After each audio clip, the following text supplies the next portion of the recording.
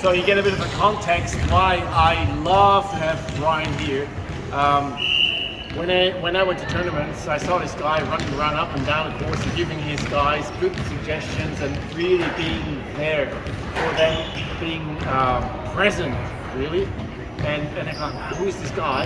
Then I heard that this guy is coaching every Saturday to the group that actually we play against. And I went up to Brian and said, hey, can we benefit from that somehow? And Brian just said, of course. Anytime you want me to, I'm here. He even pushed me to get this going almost. He says, well, thank you very much. Brian has really inspired me to be a better player, and I'd like to share that with you guys. So today, I want to hand over to Brian. I'm not saying too much, because I know he's a modest guy, but good on you. Up to you. That's great, mate. Oh, you missed all sorts of highlights. John, calibrate a few of my big wins. Actually. He showed me my most feisty. Some of the stories I don't want you to say, actually. I tell you guys, the whole reason I'm here today is to show you guys this process that we've got going over at Mirrabooka, this group we got, and it all just started with a couple of folks, and I hadn't been around squash for quite a few years, and getting back in, mainly with the lady I was with at the time. And we just went down and just straight away paying attention, realised these quality players didn't have the structure. When I first went away overseas, when I left town here, I was number 2 in town. Dean was the only guy better than me, just the company. My first year away in Germany full time, I played 20 tournaments, only made the second round twice. I tell you, you got to live that to feel that to believe it. That was my livelihood, and I was bloody hopeless.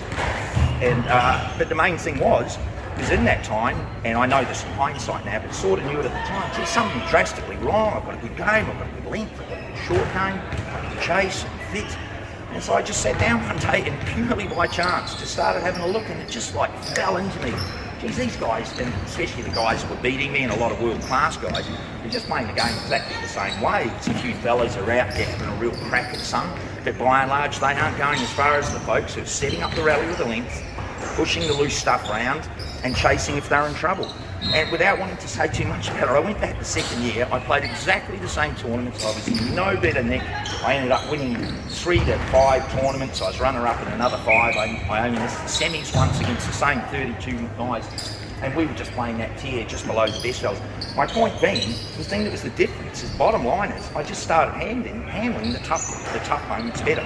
And it wasn't because I was always a good boy or that I felt really positive about it. It's just, I just fell back on the structure and the way the game was played every time I ran into trouble.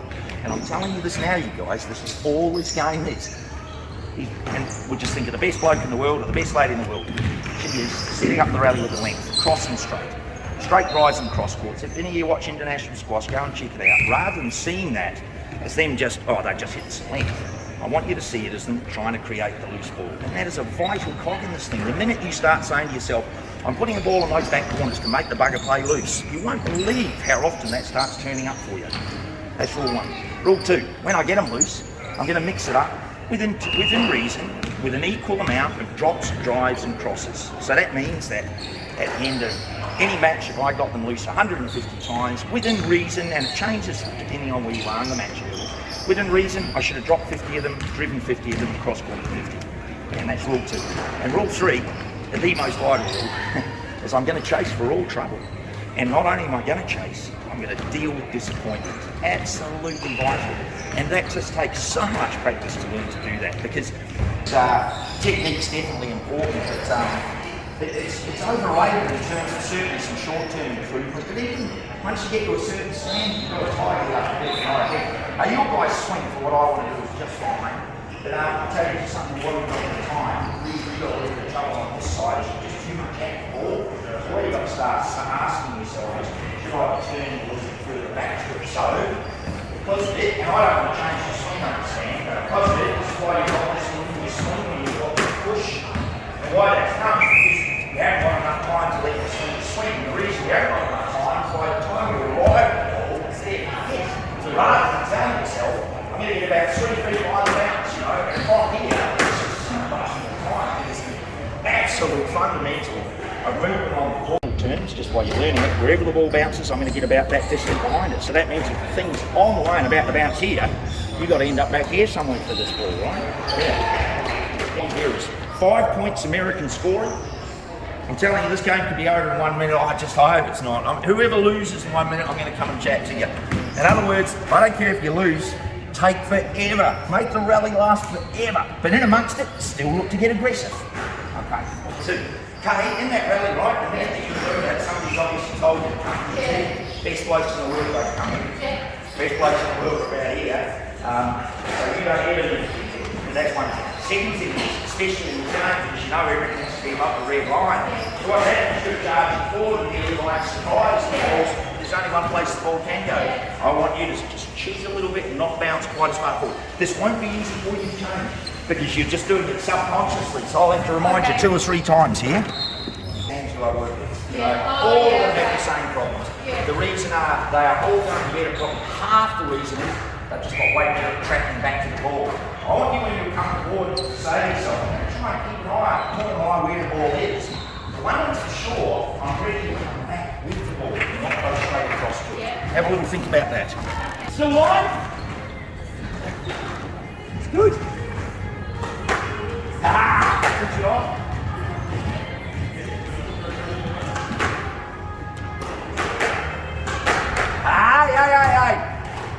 Yeah, the rally stop, here we go. And I know it's hard, it's not even this is what I'm going to do.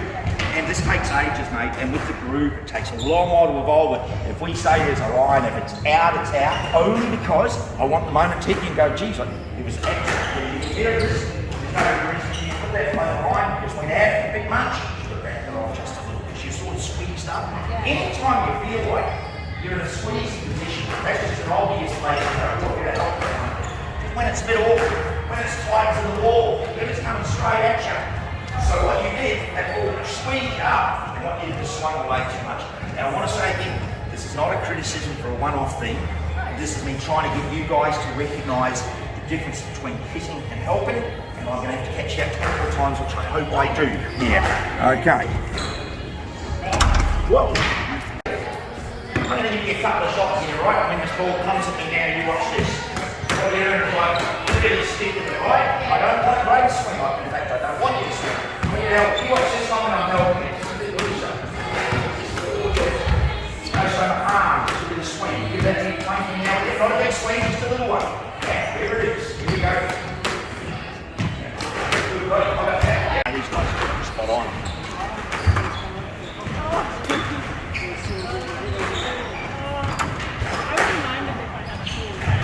Boys, I'm loving it. Now I want you to play it slightly more aggressively. And even if you're, look, I don't know, sure, you might be slightly too strong. I don't know. We'll slide it. We will play it. No? But even if we do, I'm going to show you guys today another new lesson for everyone, how to play a game when 2 guys are against. But before we play loose, if I'm having trouble with that power length, I'm going to help it. One aspect of helping is lifting the ball up. I only want about 5 minutes of that. If you guys play it like shit, I'm going to make you do it for an hour. If the ball bounces here, it's the end of the rally, it's out. So I want you guys, I want you to recognise the moment, especially in the play. I want you to ask the question here. Either I wasn't just focused enough on getting it to the back, or I was swinging at it and I should have been helping. I want the moment to hit home. You missed by a millimetre, we need you to realise that moment. Okay.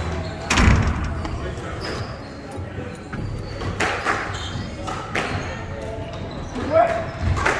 Okay, that's right. So now I can play a game across this line. So, we're just going to here, guys, once again, these are the 3 things I want. First thing I want is a bit of continuity. So I don't want you to start going too ferociously. I want you to get into the rally a little bit. The second thing I want you to say to yourself is, which ball should I swing at and which ball should I give a little bit of help to? Absolutely vital stuff for match day. And third thing I want you to tell yourself, where does this fit into the game plan? We're not going to do anything that doesn't fit into the game plan. And there's about 100 things to do. Where this fits in the game plan, rule 1 of match day, pick link, cross and straight, make the bugger play loose. That's what I'm here to do. I don't want you to hit it that well in the first few rallies until you get it going a little bit. So help each other out for a couple of races. But what I'm saying is that we are not going to do one thing that we don't relate to the game plan. You're always going to relate it in some way to rule 1, 2 or 3. So what you'd be mostly practicing here is rule 1. And rule 1, the 3 things you'll be practicing are, if I'm having trouble with the ball up, signatures, awareness, get it across this line, and the third, probably most important of all is, which balls do I swing at, which balls do I just help a little bit, and how, in your case, Kay, does that help feel? You've done those 3 things, great, small crack. That's rule 1. The reason rule 1 exists is to get to rule 2. Rule 1 is not us. Rule 1 is, I'm putting balls in the back corner, and I want to say this, and your guys stand only that near against the rally. Maybe you're slightly stronger, I'm not sure, I think you might be. At your standard, may not win the rally a good length, but it makes them play a loose ball, and that's what we're trying to do. I want you to understand it, boys. And you know, you fellas may look at this now, mate, I don't know, you might think, oh, yeah, some good ideas, how much can it do? I'll tell you, man, once when I was playing at my best in the late 20s and early 30s, I hardly ever did it through. I've got about 10 restricted games I want to play you guys, show you guys. I use maybe 7 of them regularly, that's all I ever did. And if I couldn't find someone good enough, next week I'm going to show you how to stagger if one standard's a bit better than the other. But this is, I never ever practiced unless I had just having a terrible time with it. I might come down, up and down the wall. When you're just standing there, even if there's 2 of you doing it, but one guy's standing here, you're missing one vital ingredient, which is why that time to come from there to there, or from there to there. I mean, how long's this guy going to stand here? So without practicing movement to the ball in your case, particularly learning how to track back to the ball, you can't practice that stuff. Like practicing your length in a restricted game once you guys learn how to first warm it up and do it gently. Secondly, do it working out which one should I be hitting and which one should I be helping. And thirdly, most importantly, saying this is about me making my opponent play loose. So anytime I'm playing and he can't dig that ball out of there or he has to dig up a loop, that's exactly what I've got to have in my mind 9 out of every 10 rallies I start. I want to take that one step further, lads. I want you to start the rally, set it up in great length. First ball comes along, you play a sweet ass drop. Your opponent charges up there, get the ball back straight away, reset. Set up the rally again. You're not waiting for the end of the rally, you might reset it 10 times. And I'm telling you, that's what exponents of this are good at. And I want to say this, the D graders I've got over at Mirrabooka now understand the formation of the rally, but equally importantly, understand how to reset it. And not all the time, maybe you've got to kick from a bit. So, I'm going to tell you when I'm deciding, but I'm not going to tell you what I decide, right? I'm going to tell you when I decide what shot I'm going to hit. Here we go. Now.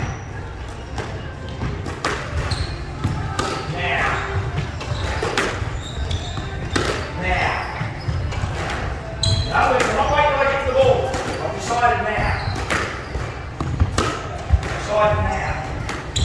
Now, as I get the drill going, I might do it a little bit faster. As long as it doesn't come off. In other words, I don't want this one. By the way, that's where the loose ball comes from. But the chef, you go not too tense. Once again, I don't have to do this hard. I've just got to keep it not too messy, not too stiff. Just that little. Because now with this one here, it's going to go up the wall. Just going to take off on you. You won't have to work so hard. Okay. You know, look, I know I could come over to you at the start. No, this is so much better than last. Oh, thank you. This is the second day of it for you. And this just shows you just knew the idea. So I want to make this plain. Not only with the red line, and I don't even want to talk game plan at the moment, I want to talk about fringes around the game plan. So, I'm trying to hit length, in this case above the red line and it's not working. Instead of me just going, oh, too fast. What you're now doing is I know how to be a bit more careful and I know which ones to swing at. And it's so critical. Technically, that is way more important than having a perfect swing. A perfect swing's lovely. I have a perfect swing, you see for myself. I'm teasing you. Perfect swing's lovely. What's way more important is you understanding the balance between why the hell am I just keep swinging away from this? I might as well shorten the swing and help it. Once I get a few of them going, then I'll get back into hitting the thing again. We always want you to get back to hitting. But knowing that you have the capability to take the edge off it and help the shot a little bit means that you can always get back to hitting it. Okay. You know, for me it's just like they're just in this mode. The only thing they're missing, they need a little more purpose. So in other words, if I was them, I would be bringing that thing down a bit, and I'm going to show them that now. Okay, that's good, boys. Sorry to stop you, Harvey. You guys are giving me a lump in my undies. It's fantastic. You can edit that.